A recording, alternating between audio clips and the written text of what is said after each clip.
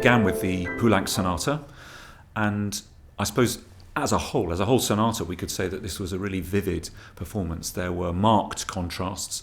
There was a sense of the candidate showing the full range of instrumental possibilities in terms of tone and in terms of expression, particularly in the slow movement and the slow sections of other movements. A real engagement with the expressive lines, the shapely melodic phrase work, and a true sense of poise to the playing. Elsewhere, where the movement was more agile, there was perhaps scope to project the rhythmic framework more clearly. Sometimes weaker notes were emphasized that perhaps jogged the sense of meter here and there in corners of the music, and there was room for more clarity and consistency in defining the rhythm and giving it full character.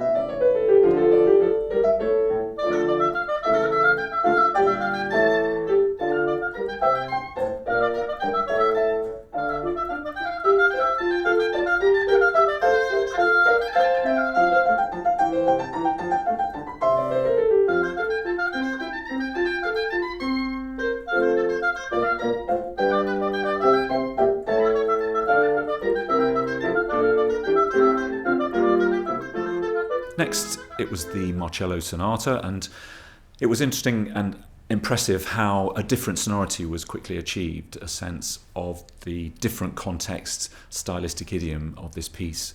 And, for example, in the Adagio, the centre movement, there was a really beautiful, well-achieved feeling for cantabile and sustained lines throughout this movement. The outer sections had plenty of energy and conviction. There was real facility and movement in the fingerwork, but there were occasional places where coordination, either between the fingers themselves or perhaps between tongue and fingers, wasn't quite true, wasn't quite always well synchronized, and that had an effect on the rhythm, and there could have been more differentiation and characterization of the rhythm here and there in the piece.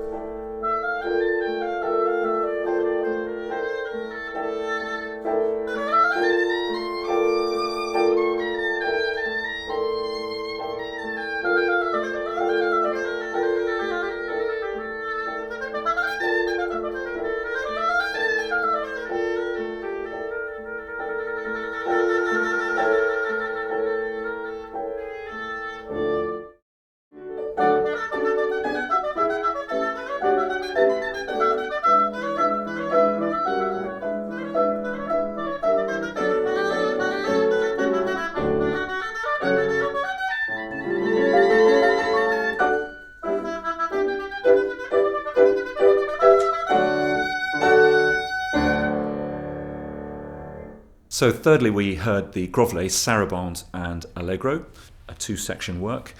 And again here there was a real contrast between those two. The opening slow movements were very well sustained.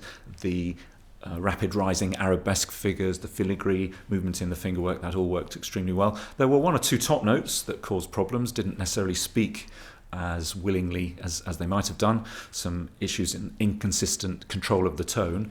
And elsewhere in the faster movement in the Allegro, there were some technical errors, notes that went slightly astray, and again, small issues of coordination.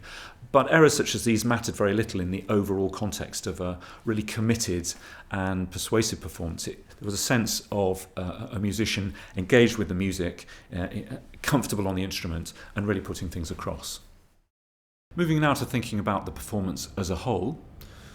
So we step away from considering the playing of each piece one by one. The performance is finished, and we're considering the totality of the overall performance. And we think about this in terms of communication, interpretation, and delivery. And I'll start with interpretation, because throughout this performance there was a high level of musicianship shown. Here was a candidate who was at a high level of ease with the interpretive demands of the music that he was playing.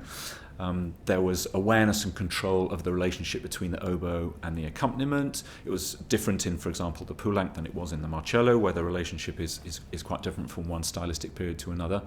And this was very much a strength of the programme throughout.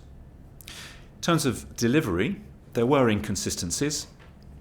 There were some tonal inconsistencies, there were some technical fingerwork delivery issues, but an important thing to say, and this is very much part of performing, is that we were never made aware of these particularly. In other words, the candidate covered any issues like this very quickly and readily, and continuity and fluency were in no way undermined. So in that there were reservations there, they were handled well, and the performance situation was well understood in that respect. And finally, communication.